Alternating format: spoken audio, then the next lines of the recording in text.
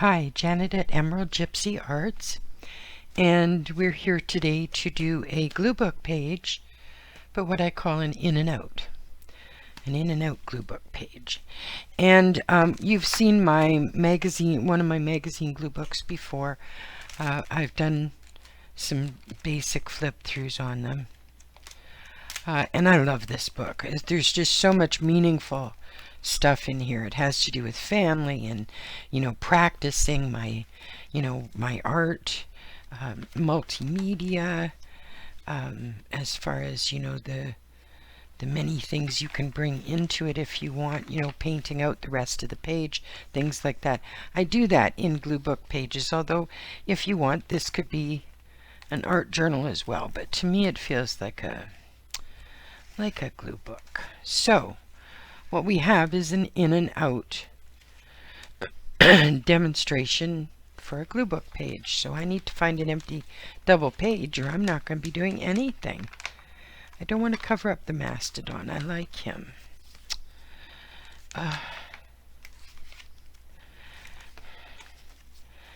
Okay, I may have to grab another one of my Glubooks. Yeah, wow, I didn't know I was that close to done for that one. Okay. Well, let's grab another one. Oh, how about this one? I know I have some blank doubles in here. There we go, that should do. A little wrinkled, but it'll do. And this one I move around a lot and put different pages different places because it's I believe it's a sewn binding, so they go all wonky if you don't sort of evenly distribute the thickness of your pages, and gluing paper down is definitely adding thickness for sure.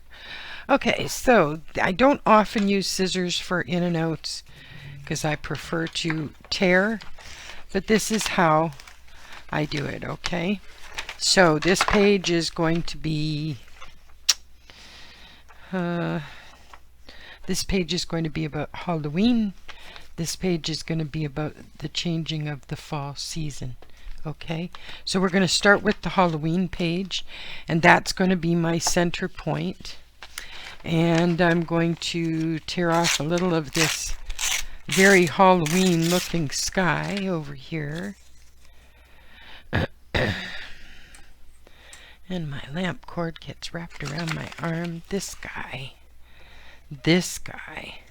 I want to put right down the middle, so I'm going to have to cut him. So I'm going to cut him to go right down the side where he can sort of look out over the page. I know that sounds weird, but sometimes when I cut, I don't feel like it's as I don't know how to describe it, as honest. Like cutting almost seems like cheating sometimes for me in a Gluebook. I know that sounds really weird, but I love the look of a torn edge. I just love that. And we're going to have some, I might have him looking out under the lightning, but what do you think about some lightning coming down? There we go. Alright, so lightning, Skelly,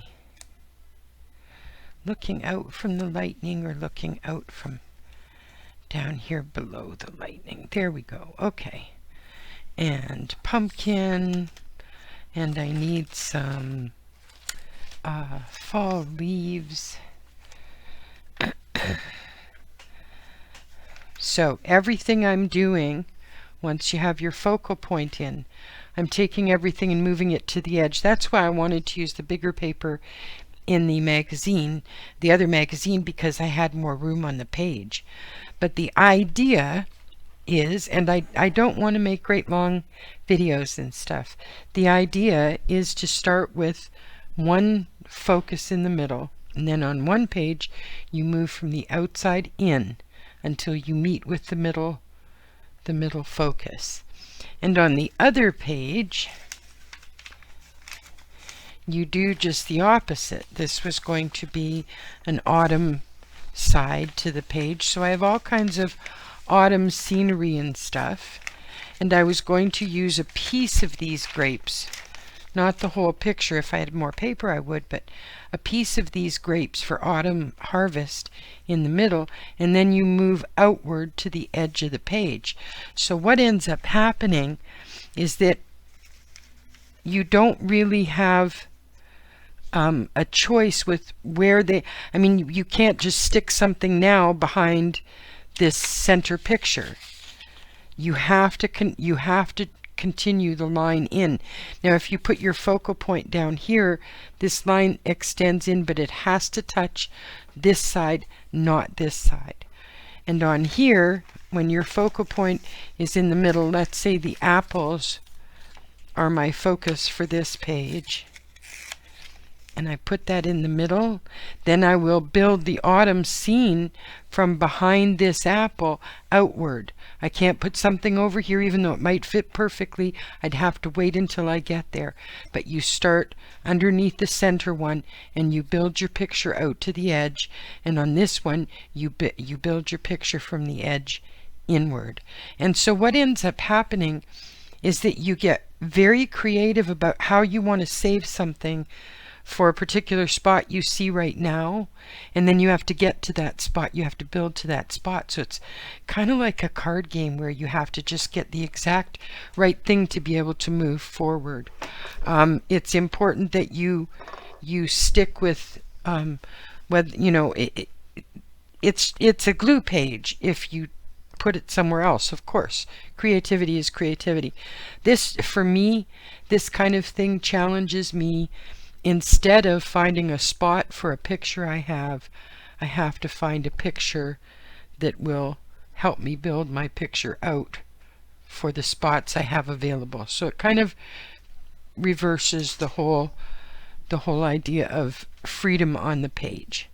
So that's what an in and out glue book page is, and I'm going to do these 2 pages up, and so on the next glue book video I will show you the results.